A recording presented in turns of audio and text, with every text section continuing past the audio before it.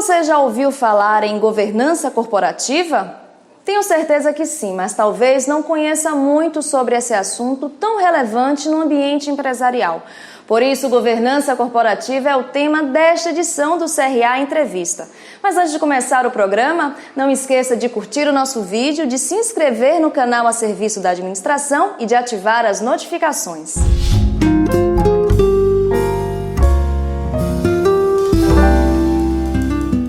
Para falar sobre governança corporativa, convidamos Carlos Júlio, que é autor de alguns best-sellers da área de negócios, além de ser professor, palestrante, colunista, empresário e conselheiro profissional independente. Muito prazer em receber você, Carlos. Prazer estar aqui com você, Maria Rita. Muito prazer. Bom, para a gente começar o programa, obviamente eu vou te perguntar o que é governança corporativa. Olha, academicamente a gente pode dizer, mas de uma maneira mais simples, né? Afinal, a minha coluna na CBN é gestão descomplicada. Então, eu sempre procuro descomplicar e não complicar. Descomplicando, governança corporativa nada mais é que um conjunto de regras, de normas, que tem que se refletir no comportamento diário da empresa, de como a empresa se relaciona com os seus diversos públicos, que a gente chama de stakeholders. Como é que é a relação da empresa com fornecedores, né? Com os seus clientes, com os seus canais de distribuição, o próprio relacionamento da empresa com o seu público interno, com os seus funcionários. Tudo isso junto forma o que nós chamamos de governança corporativa, que, somado à gestão e depois ao compliance, forma então o que a gente poderia chamar de uma empresa bem gerida, bem administrada e com altas chances de ser sustentável durante muito tempo. Você, na sua resposta, já antecipou um assunto que eu abordaria mais na frente, compliance. Então, eu queria que você falasse um pouco sobre essa relação, né, de um projeto de compliance com a governança corporativa. Veja bem, eu acho que a gente tem que pensar assim, olha, governança, gestão e compliance, né? Porque, como eu disse, a governança é um conjunto de normas que tentam, assim, facilitar o entendimento de como a empresa trabalha, como ela se relaciona com seus stakeholders. Aí você tem a gestão. A gestão já é um pouquinho diferente. A gestão é como é que nós tomamos decisões aqui na empresa? Como é que é o funcionamento da empresa? Como é que essas diversas áreas cooperam entre si para que a gente consiga atender o nosso propósito de fornecer um bom produto ou um bom serviço, ser competitivo no mercado, criar uma empresa saudável e sustentável. Então são os mecanismos de gestão. Aí entra a estratégia, entra os processos, entra em algumas organizações ainda digamos assim, da velha economia, aquela coisa da hierarquia, que pouco a pouco no mundo digital está sendo substituído por modelos mais em redes, né? Menos hierarquia e mais trabalho colaborativo, mas tudo isso forma como é que a empresa é gerida. E é elemento fundamental, principalmente quando você vai captar dinheiro, quando você vai pedir um empréstimo, quando você vai trazer um novo sócio, quando você vai abrir o capital da sua empresa, o investidor quer saber, puxa vida, quão transparente essa empresa? Ela tem uma governança corporativa dada a conhecimento de todos? Como é que ela é gerida? Como são os seus processos de decisão? Ela tem uma trajetória de crescimento futuro que fica claro pela forma como ela é gerida? E um terceiro elemento é o compliance. Então, o compliance basicamente é como é que eu cumpro as minhas tarefas ou as minhas missões ou os meus deveres para com a sociedade, para com o governo, aí entra impostos, né? A minha relação, se eu vendo para o poder público, como que isso é dado à transparência, ou se eu compro do poder público. Podemos dizer então que a governança corporativa é uma premissa para uma boa gestão de uma empresa? Eu acho que tem até empresas que têm boa gestão, com uma governança não tácita. O que é tácita? Porque a governança, o ideal é que ela esteja documentada. Não é que ela esteja documentada. Como é que a nossa empresa funciona? Isso pode estar no contrato social, mas obrigatoriamente pode estar no teu estatuto da empresa. Como é que nós funcionamos? É muito importante que isso esteja registrado. Mas eu conheço um monte de empresas que não tem uma governança tácita, documentada, mas o conjunto do seu comportamento diário, né, demonstra que ela tem sim uma governança corporativa. Mas, para ninguém depois escrever para mim, pô, que besteira, isso aí tem que estar escrito. É verdade, a recomendação do IBGC e de quem cuida dessas coisas tem uma governança institucionalizada, registrada e documentada. O Carlos daqui a pouco vai falar um pouco sobre os benefícios que a governança corporativa pode trazer para uma empresa. Mas agora eu vou pedir para o próprio conselheiro profissional independente, que o Carlos é um dos mais requisitados do Brasil, para falar um pouco sobre essa figura. Do conselheiro? Do conselheiro. Quem é o conselheiro? Quais são as suas funções? Qual a importância dele? Olha, eu não sei se eu sou dos mais requisitados, isso é generosidade sua. Mas são 32 anos ininterruptos de participação em conselhos, como conselheiro independente. Eu me lembro, eu comecei em 1986 na Metisa, lá em Timbó, Santa Catarina, a uma época que ainda não existia o tal do novo mercado, portanto, o mercado de capitais brasileiro evoluiu muito, né? Com a ideia da adesão ao novo mercado, as categorias de empresa e uma série de outros acertos que vieram sendo feitos e continuam sendo feitos. Não é? Quer dizer, coisas assim que parecem hoje muito simples, no passado não acontecia. Quer dizer, o presidente do conselho não acumula a presidência da diretoria executiva, né? Coisas que hoje em dia estão muito claras, transparentes, como elas são importantes, mas não eram bem assim que funcionavam. Então são 32 anos nessa trajetória, empresas de diversos portes, de capital aberto, de capital fechado, e até mesmo, que eu adoro fazer esse tipo de trabalho, que são empresas que a gente tem um conselho não de administração, mas um conselho consultivo, mas que ele acaba funcionando como um conselho de administração, ou eu até diria o seguinte, de alguns que eu participei, um conselho consultivo que é o embrião do futuro conselho de administração. Porque, Maria Rita, em muitas empresas chamadas familiares, e vamos aqui fazer uma ressalva, né? Mais de 90% das empresas são de controle familiar, né? A gente tem uma ilusãozinha que empresa grande não é familiar, não é verdade, né? Até outro dia o Grupo Pão de Açúcar era familiar, não é verdade? Um mega grupo. Então, o conselho, às vezes, consultivo nessas empresas familiares, acaba fazendo a empresa crescer, entrar em novos mercados, às vezes fazer ou participar de algumas fusões ou algumas aquisições. E aí você começa a perceber que se você cria um conselho de administração, mesmo de uma empresa fechada, você consegue prepará-la ou criar um horizonte estratégico de crescimento para que ela tenha aporte para depois vir a abrir o seu capital. Muitas vezes esse caminho entre você estar com conselho consultivo e abrir o capital, aqui no meio às vezes tem esse conselho assessorando os donos da empresa para trazer um fundo que vai aportar dinheiro para aquisições ou para compra de novas tecnologias ou entrada em novos mercados. Tudo isso para quê? Para que a empresa adquira um volume, né, de faturamento e uma sustentabilidade econômica e financeira para que depois ela vá ao mercado. E quando ela vai ao mercado, obviamente ela injeta mais dinheiro e pode com isso cumprir seus planos de crescimento. Então você veja como é fundamental. Eu fui da floresta para a árvore, né? A floresta é a empresa, o conselho para chegar no conselheiro. Olha como é fundamental nessa trajetória, e aí sim, que a direção da empresa, ou que os donos da empresa, no caso de uma empresa familiar, que eles tenham o cuidado, o rigor, que invista o tempo que for necessário para escolher bem seus conselheiros.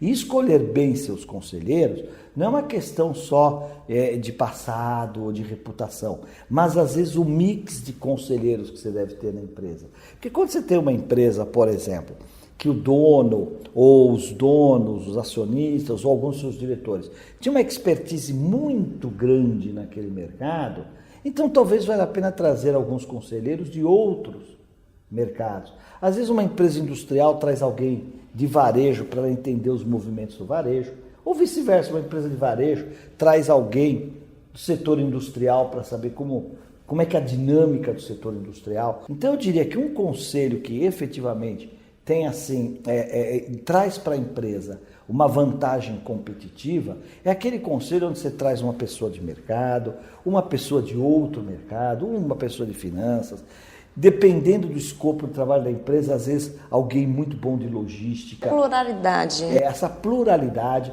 ou essa diversidade, né? É uma palavra que está na moda, mas a gente já sabe desde a época de Thomas Edison, né? Thomas Edison só inventou os produtos que ele inventou, ou só criou os produtos que ele criou, da lâmpada, da locomotiva, bateria elétrica, porque ele juntou pessoas diferentes. Pelo que eu entendi, então, o ideal seria um conselho plural. Mas eu quero saber de você, Carlos, o seguinte: é possível um conselheiro ser plural, ele fazer parte de vários conselhos no mesmo período, ao mesmo tempo? Como é que funciona isso? Então, veja bem, deixa eu esclarecer uma coisa aqui, porque você falou, puxa, antes mesmo da gente começar a gravar, mas está em 6 conselhos e tal. Na verdade, assim, eu era presidente de uma multinacional, a Polaroid, que sempre estimulou que os seus executivos do alto escalão participassem de 1 ou 2 conselhos. Então, eu sempre tive pelo menos 2 conselhos ao longo desses 32 anos. Não é? E o que é interessante para o conselheiro, e aqui eu não estou falando de remuneração, nem de status, nem de vaidade, nem de ego. Eu não sei o quanto, no meu estágio atual de presidente de uma empresa ou de um empreendedor começando um negócio, eu não sei o quanto que esses conselhos, por serem de companhias diferentes, de setores diferentes e com colegas de conselhos com visões totalmente diferentes, não corroborou para a formação do conselheiro Carlos Júlio de hoje e também para o empresário e até para o professor Carlos Júlio de hoje. Porque essas matizes todas é que acabam formando conceitos muito sólidos na gestão, né? Então eu diria para você que o conselheiro, ele ter uma especialidade talvez seja o link por onde ele é procurado. Ou seja, uma empresa está montando um conselho e fala assim, puxa vida, eu que precisava ter no meu conselho um cara muito bom, sei lá, de mercado de capitais, porque eu quero abrir o capital da empresa. E talvez a pessoa vá buscar por aí. Mas o conselheiro também plural, que é o termo que você usa, ou multidisciplinar, que é o termo que eu uso, eu acho fundamental. Agora, tem que tomar cuidado com um truquezinho. Porque nós passamos pela época dos generalistas, né? Perdão, dos especialistas. A pessoa tinha que ser especialista. Ele sabia tudo daquilo e não sabia mais nada do resto.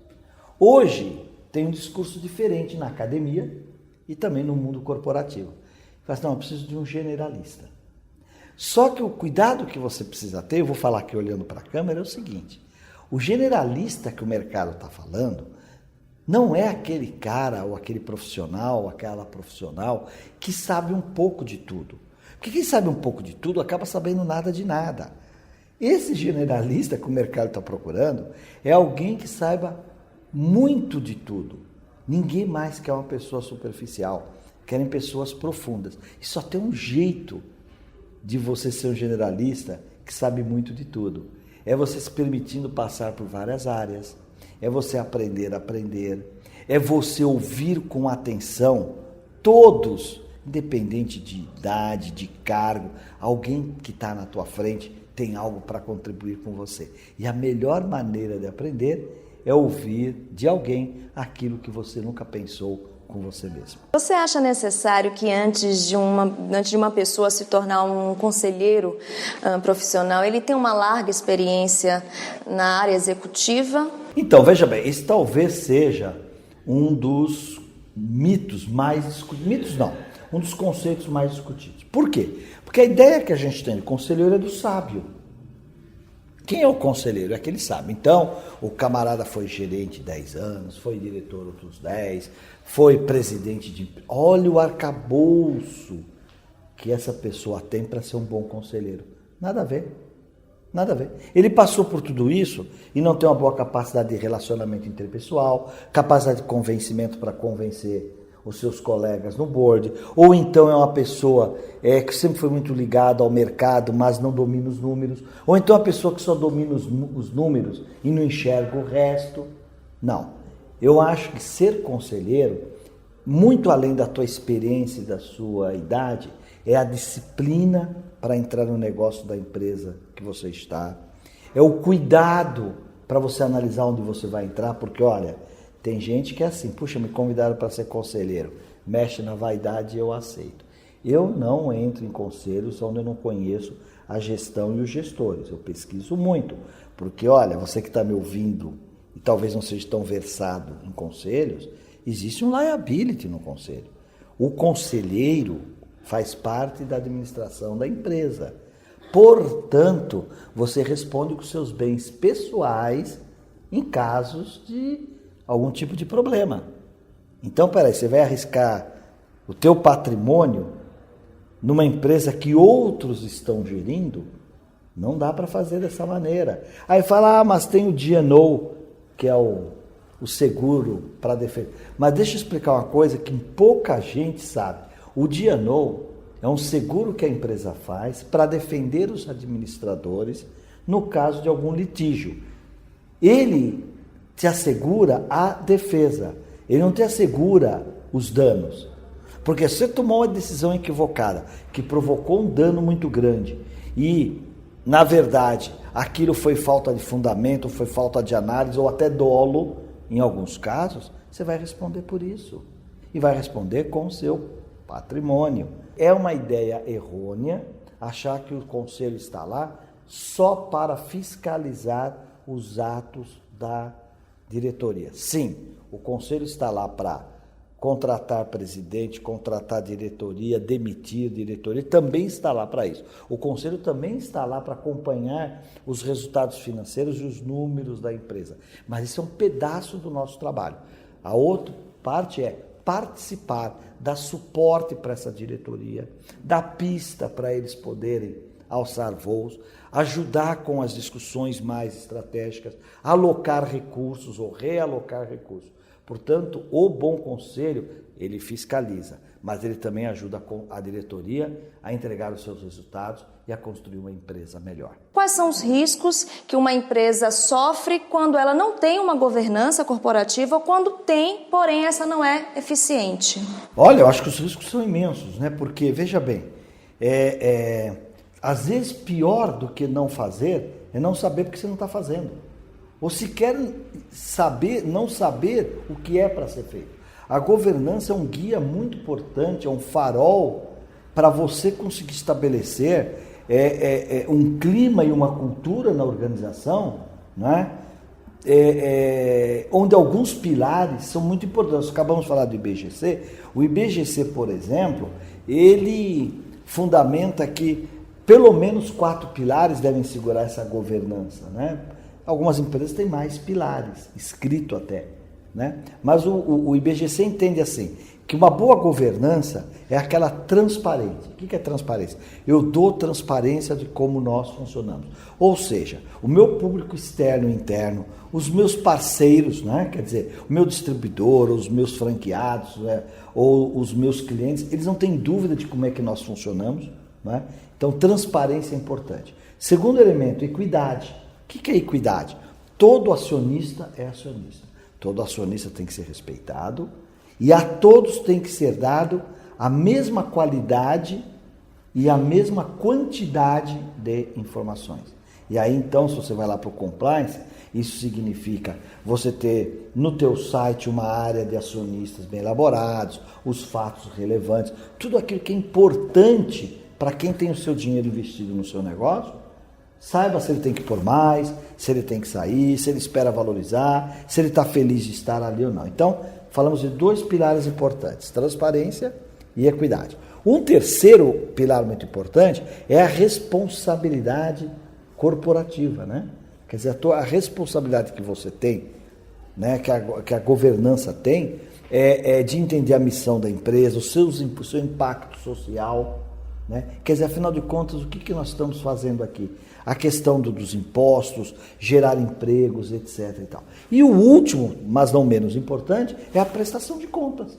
Porque no fundo, a governança estabelece como é que eu vou prestar conta a esses meus diversos públicos. E a gente sempre tem um raciocínio, que não está equivocado, que prestação de contas é para acionista, mas não, gente. Nós estamos vendo outro mundo, outra era dos negócios. Muitas vezes, você prestar conta para o teu público interno é tão importante como prestar conta para o teu público externo. Então, falei dos 4 pilares: transparência, prestação de contas, equidade e responsabilidade corporativa. Bom, falou dos 4 pilares, agora eu vou pedir para você falar sobre o atual modelo empresarial no Brasil. Qual é esse modelo e como a governança corporativa se encaixa nele? É muito difícil responder essa pergunta, pelo menos para mim. Estamos aqui no ambiente do CRA, talvez aqui tem outros experts que podem responder sobre isso. Mas por que eu digo? Porque o Brasil, que é um país grande em população, grande em território, também é grande em empresas, né? E aí o que acontece? Você tem desde o MEI, desde o microempresário individual, até as corporações, corporação entendida aquelas empresas que não têm controle definido. Então o que eu diria? No Brasil nós temos um mosaico de organizações que eu desafio que alguém consiga dizer qual é o modelo empresarial brasileiro. Qual é o modelo empresarial brasileiro? Para mim nós temos modelos, alguns importados, outros daqui, né? Eu acho que nós temos vários modelos. Mas uma coisa eu sei, qualquer um desses modelos passa por pessoas de primeira linha, alinhadas, com uma estratégia definida e que se divertem trabalhando. Isso eu não tenho dúvida. Bom, estamos chegando ao final do CRE Entrevista, mas antes eu quero falar sobre a Digital House, empresa a qual você é CEO. E é uma empresa que eu fiz questão, inclusive, de colocar aqui na minha ficha como vocês se apresentam. Um centro que forma profissionais mais tecnológicos para a nova economia. Aí eu te pergunto, Carlos, quem são esses profissionais mais tecnológicos e que economia nova é essa? Olha, obrigado pela oportunidade, Maria Rita, porque é assim, quando nós concebemos a Digital House, nós a concebemos como uma coding school, uma escola de programação. Mas à medida que você vai lidando com isso, nós começamos a perceber que essa escola hoje, né, ela tem um propósito muito massivo, porque nós ainda não somos digitais. A transformação digital não aconteceu ainda, nem no indivíduo, nem na empresa e nem no país. Só que é uma coisa, se o Brasil não entrar nessa era digital, se as empresas brasileiras, todas serão tecnológicas, não entrarem no mundo da nova tecnologia, nós não vamos mais competir. Eu acabei de pegar um número de um Banco Mundial que disse o seguinte, que a China, o ano passado, instalou em suas fábricas 150 mil robôs. Os Estados Unidos, mais ou menos 100 mil, o Japão, a França, a Inglaterra, mais ou menos 60 mil cada uma, e o Brasil, 5 mil. Então, coloca isso numa perspectiva de 10 anos, a China vai estar com 1,5 milhão de robôs em suas fábricas, os Estados Unidos com 1 milhão, o Japão com 600 mil e o Brasil com 50 mil. Estamos decretando o fim da indústria brasileira. Aí você vai à Fiesp e pergunta, escuta, por que a gente comprou tão pouco robô? E o que se descobre? A pessoa fala assim, você acha que nós não temos recursos para comprar robôs? Nós temos. Mas quem os programa? Então nós temos uma questão aqui fundamental para entrar nessa era digital, que é preparar os profissionais digitais. Porque assim, como a gente usa o smartphone, como os nossos filhos, no meu caso, os nossos netos, usam aquilo com uma facilidade enorme, ele fala, mas essa nova geração já é digital. Não, eles são usuários do digital. Há uma grande diferença. Claro, o digital é quem cria a tecnologia. O digital não é quem usa o app, é quem coloca o app na Play Store ou na Apple Store. Esse que é. Por que nós temos tão poucos unicórnios? Empresas que adquirem um valor de mercado de 1 bilhão num prazo recorde. Nós temos acho que 3 no Brasil. PagSeguro, 99 Táxi e o Nubank. Porque nós temos poucos criadores de tecnologia. Nós compramos um monte de games, mas não produzimos nenhum game. Essa é a ideia. E aí, Maria Rita, o que acontece? A programação está para a nova economia como o inglês esteve para a globalização. Quem não dominou o inglês não entrou na globalização. E quem não dominar a programação não vai participar da nova economia. E nós descobrimos que na Digital House nós conseguimos preparar esses profissionais para a chamada nova economia. Então nós temos esses cursos na área de programação, Web Full Stack, que é tudo de web, curso de mobile Android, Nós temos curso de marketing digital, que é onde a gente ensina e o aluno coloca uma campanha inteirinha de marketing. Ele publica uma campanha inteirinha de marketing digital. Aí nós temos os cursos executivos, o RH digital, né, que é o Digital Talent. Nós temos imersão na cultura digital. Nós temos Data Analytics, que é a área de análise de dados. Um degrau acima, ciência de dados, porque a empresa hoje é um conjunto de informações e se você não souber lidar com essas informações, você não enxerga as oportunidades, não enxerga as ameaças, né? E não enxerga o valor que a própria companhia tem, que é justamente toda a informação que está lá dentro e que está fora que você consegue trazer para dentro. Isso é Digital House. Bom, para a gente encerrar de fato, eu fiquei na vontade de continuar falando sobre esse assunto. Diante desse mundo exponencial que você acabou de nos mostrar, de nos contar, como a governança corporativa se encaixa nele também? De forma absolutamente igual a qualquer outra empresa, né? Porque esse mundo digital também tem acionistas, também tem clientes, também tem funcionários. Então, tudo que nós falamos aqui de governança corporativa vale para a chamada velha e nova economia. E mais uma questão, não pense que nova economia são só os Ubers, os Decolar, né, ou os mercados livres da vida, né? Toda empresa que caminha para o digital, ela começa a se inserir na nova economia, quer para o produto ou serviço ou na sua própria gestão, não é? E você vê, hoje em dia, você percebe coisa interessante. Quanto tempo você passa por dia no teu app fazendo um pagamento?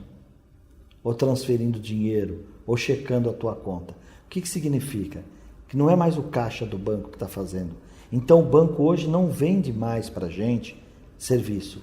O que o banco nos vende é um software para você gerenciar os seus recursos. Na verdade, você trabalha para o banco, porque você vai, transfere o teu próprio dinheiro para outra conta ou paga uma conta sua com o teu próprio dinheiro e o banco ainda te cobra uma comissão por aquela transação. Então veja bem, os bancos se transformaram numa grande software house. Bom, Carlos, muito obrigada por você participar do nosso programa. Obrigado pelo convite. E muito obrigada a você também que ficou conosco em mais uma edição do CRA Entrevista.